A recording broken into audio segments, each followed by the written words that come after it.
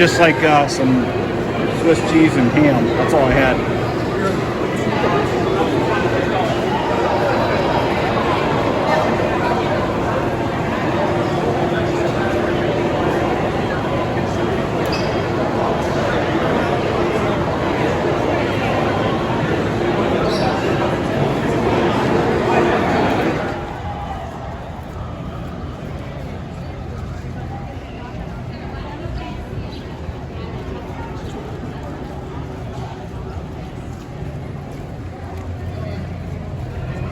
Quincy Market. A little rainy day.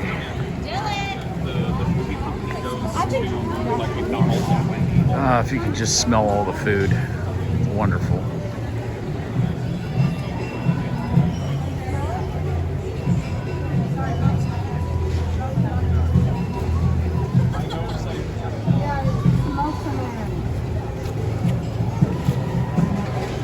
Hold on a second, I want to get this one.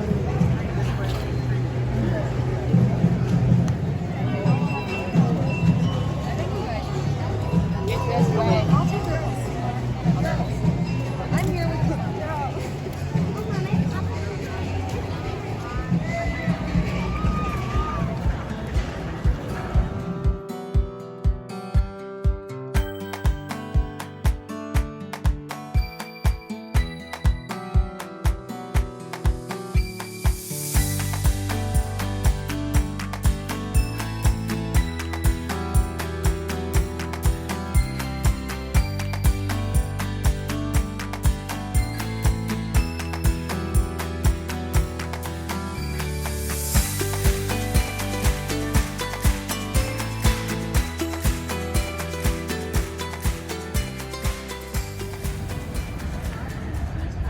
Boston Tea Party Museum.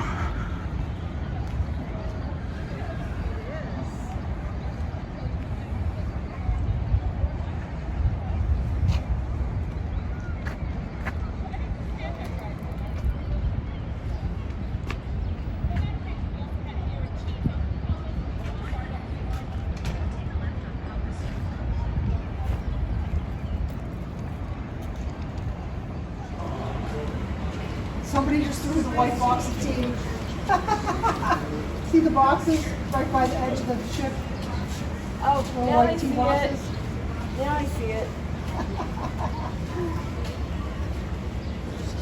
Oh, somebody else just threw another one.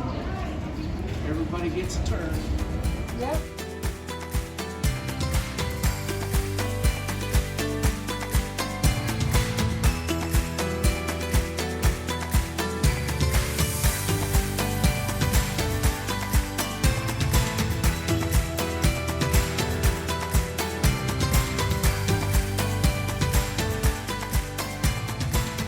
Said it's packed. Yeah, I don't think I want to go up there. But this is fine. Yeah.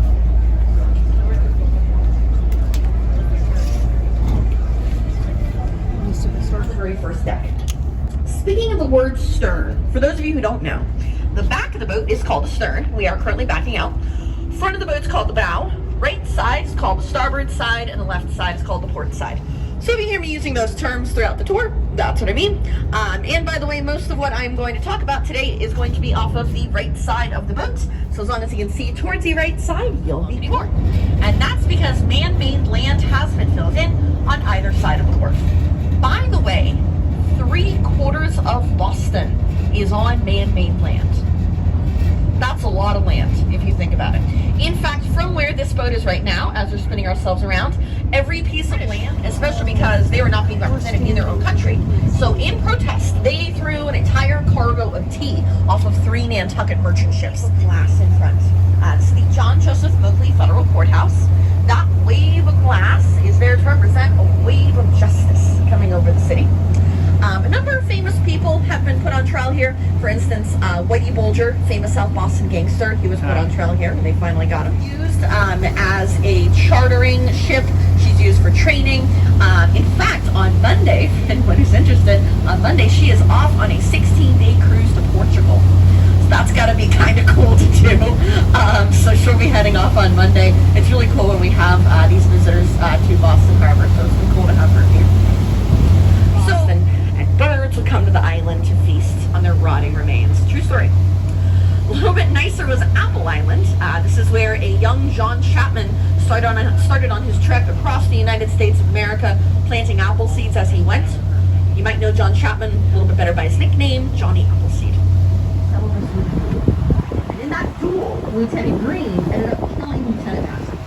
Now, Lieutenant Green was not very well liked among his men, and they were pretty mad that he killed their friend, so they got him drunk one night.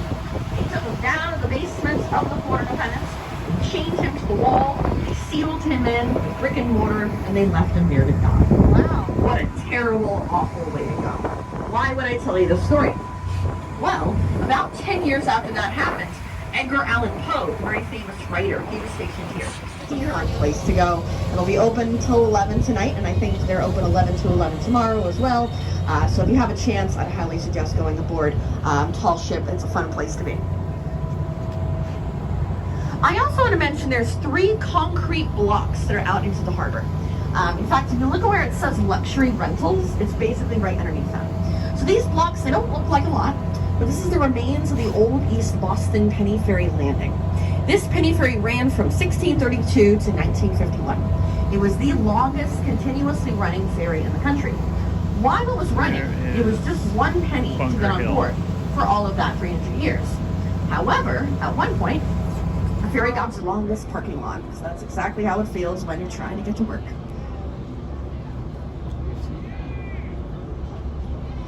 So the next site that I want to talk about is actually ahead of us, slightly to the right. You will see a tall stone obelisk monument. I'm going to start talking about this a little bit early before we get to the world famous Constitution and some other cool stuff. So ahead of us, slightly to the right, you'll see this tall stone obelisk monument out of ammunition very quickly, and they needed to save it. The monument itself is 221 feet tall, and it's 294 steps all the way to the top. And now we have arrived at the Charlestown Navy Yard. We're looking at 2 very historic ships. So this gray ship, this is the USS Cassin Young. She is a World War II Fletcher-class destroyer. One of the last ships to be hit by a kamikaze pilot off the coast of Okinawa. When it hit, unfortunately, it did kill 22 sailors, but it didn't sink the ship herself. So here she stands at the Charlestown Navy Yard as a floating museum and as a testament to all the ships built here at the Navy Yard.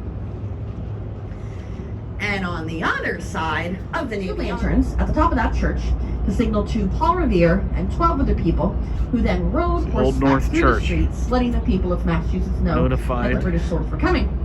Paul Revere got all the way to Lexington before he was arrested. The very next morning was the Battle of Lexington and Concord, the very first battle of the Revolution. And the first shots were fired. These were called shots heard round the world.